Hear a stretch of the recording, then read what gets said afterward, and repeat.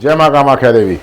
मित्रों, मैं आचार्य सोमनाथ भारद्वाज आपका माँ कामाख्या परिवार में स्वागत करता हूँ और महामाई से प्रार्थना करता हूँ कि आप स्वस्थ हों, समृद्ध रहें। मित्रों, बहुत से लोग आते हैं और इस संसार में ऐसे बहुत से लोग हैं जिन्हें अपनी कुलदेवी या कुलदेवता का अता पता नहीं है। जी हाँ, या तो बड़े बुजुर्गों से उनको पता ही नहीं चला या उन्होंने बताया नहीं, या 1947 में पाकिस्तान और हिंदुस्तान के विभाजन के समय कुछ लोग वहाँ उनके कुलदेवता रह गए तो उन्होंने यहाँ के उनको भूल गए। अब लोग पूछते हैं कुलदेवी का या कुलदेवता का महत्व क्या है। बहुत बड़ा महत्व है।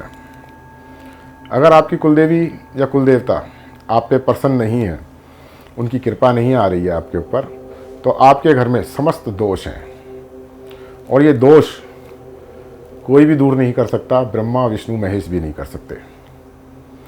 कुलदेवी एक ऐसी है जो कुल को ऊपर उठाती है, ऊंचाई तक ले जाती है। अगर उसको आप भूल जाओ या उसका सिमरन ना करो, पूजा ना करो, अगर आप उसे बिल्कुल भी याद ना करते हो और दिया बत्ती भी ना करे, तो वो आपके कुल का सर्वनाश तक कर सकती है, यानी अन्न के एक एक दाने को भी मोहताज कर सकती है। कुलदेवी का प्रभाव बहुत तेज होता है। बहुत से परिवार इन्हीं बातों से परेशान है कि कुलदेवी उनकी जो है उन्हें अज्ञात है, उन्हें उसके बारे में पता ही नहीं है। तो आज हम आपके लिए एक उपाय लेके आए हैं। आपको पता है या ना पता है, लेकिन आप ये उपाय करेंगे तो आपकी कुलदेवी कुलदेवता आप पे सदा प्रसन्न रहेंगे, सदा अपनी कृपा बरसाएंगे और आप उनकी कृपा से धन्य हो जाएंगे। उपाय बड़ा सरल और सटीक है, छोटा सा उपाय है और इस उपाय को आप किसी शुभ दिन या शुभ तिथि पे शुक्ल पक्ष में करें या कृष्ण पक्ष की अष्टमी पे करें। शुक्ल पक्ष की अष्टमी हो तो बहुत उत्तम है, और अष्टमी वाले दिन, क्योंकि कुलदेवियों का भी अलग अलग वार दिन होते हैं, जैसे शीतला माता का सोमवार है, शीतला अष्टमी होती है। बहुत सी माताएं हैं जिनकी अष्टमी ही मानी जाती है, कुछ की नौवीं होती है और कुछ माताएं 14 के दिन भी पूजी जाती हैं। तो जब आपको मालूम ही नहीं है तो इसलिए आप दुर्गा अष्टमी का चयन करें। आपको कुछ सामग्री है वो एक जगह पे आप रख लीजिए घर के अंदर। पहली सामग्री है, आप हथेली भर का एक लाल कपड़ा ले लीजिए, खूनी कलर का होना चाहिए, लाल। थोड़ा सा आप सिंदूर ले लीजिए, कुमकुम वाला। थोड़ा सा चंदन पाउडर ले लीजिए, थोड़ी सी भस्म ले लीजिए। भस्म हवन की हो या घर में भी आप तैयार कर सकते हैं हवन से या धूप बत्ती से, तो वो आप भस्म ले लीजिए। थोड़ी सी, ज़रा सी भस्म लेनी है, ज़्यादा नहीं लेनी है। एक कच्चा कोयला ले लीजिए और एक हल्दी की गांठ। इस सामग्री को आप एक जगह पे एकत्र कर लीजिए। इसके पश्चात आप कपड़े के ऊपर सभी में से थोड़ा थोड़ा आप सब रख दीजिए। छोटा सा कच्चा कोयला रख दीजिए, उस पर कुमकुम डालिए, चंदन पाउडर डालिए, भस्म डालिए, हल्दी की गांठ जो ली है वो रख दीजिए। और सब सामग्री को एक जगह करके एकत्र करने के बाद उस लाल कपड़े को लाल धागे से ही आप बांध लें। सब कुछ लाल ही इस्तेमाल करना है और कुछ नहीं। अच्छी तरह बांध के उसमें एक रस्सी आप डोरी लटका लीजिए कि वो लटकने वाला है, ऐसे कुछ हो जाए।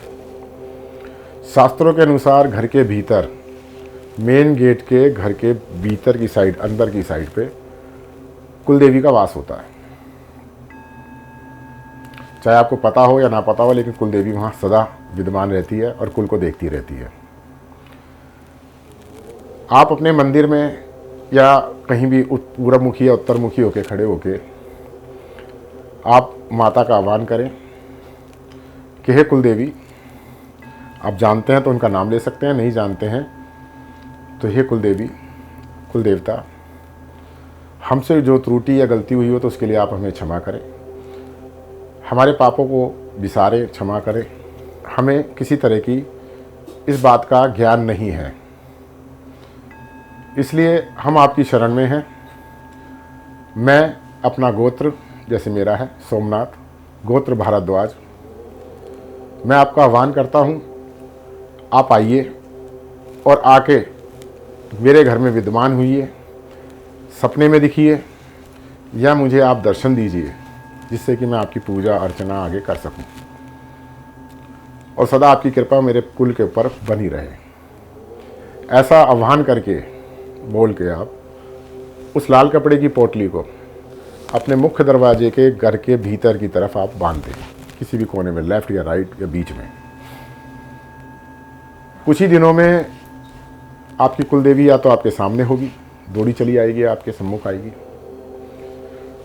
आपको दर्शन देगी।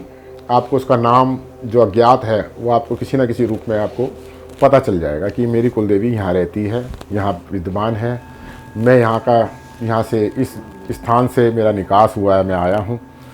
सब कुछ आपको खुद ना खुद ईश्वरी कृपा से आपको पास अपने आप प्रकट होने लगेगा और आपकी कुलदेवी आप पे प्रसन्न होगी।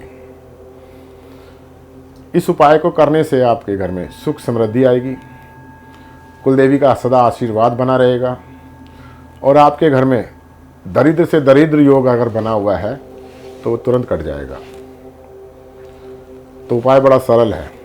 कुलदेवी सदा आपके ऊपर प्रसन्न रहेगी, आशीर्वाद प्रदान रहेगा और आप हर दुर्गा अष्टमी पे माता की पूजा करें, अर्चना करें।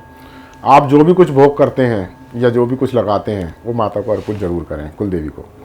यानी कि जो भी आप खाना खाते हैं या कुछ देना चाहते हैं वो अपने कुलदेवी के नाम का मंदिर में, अपने मंदिर में, घर के मंदिर में आप भोग अर्पित कीजिए। उसके बाद उसे उठा के या तो स्वयं बच्चों में बांट दीजिए, खुद खा लीजिए, या फिर गाय को दे दीजिए। आप नित्य कर्म अगर ये कर्म करते रहते हैं, अपनी कुलदेवी को प्रसन्न करते रहते हैं, पूजा करते रहते हैं, तो आप सभी सुखों के और समृद्धि के दाता बनेंगे। आप दूसरों को भी मदद करने योग्य बन जाएंगे। ऐसा शास्त्रों में लिखा गया भी है, कहा भी गया है। तो उपाय बड़ा सरल और सटीक है कुलदेवी के लिए। तो इस उपाय से आपकी कुलदेवी आपके घर में दौड़ी चली आएगी, विद्यमान रहेगी। उपाय बहुत साधारण सा है। अगर मेरा उपाय आपको अच्छा और सटीक लगा हो तो मेरे चैनल को सब्सक्राइब कीजिए, लाइक कीजिए और शेयर कीजिएगा। और कमेंट बॉक्स के अंदर जय माँ कामाख्या देवी जरूर लिखिएगा या जय माता की लिखिएगा। माता का आशीर्वाद आपको प्राप्त होगा। अगर आप अपनी जन्म कुंडली का विश्लेषण कराना चाहते हैं या किसी तरह का कोई आपके प्रश्न है, क्वेश्चन है जिनको आप आंसर चाहते हैं जन्म कुंडली के माध्यम से, तो आप अपनी जन्म कुंडली हमें दिखा सकते हैं। स्क्रीन के ऊपर आपको हमारे नंबर फ्लैश आउट हो रहे हैं। इन नंबरों पे आप हमसे संपर्क कर सकते हैं, मिल सकते हैं। इसी के साथ मैं आज्ञा लेता हूँ। जय माँ कामाख्या देवी।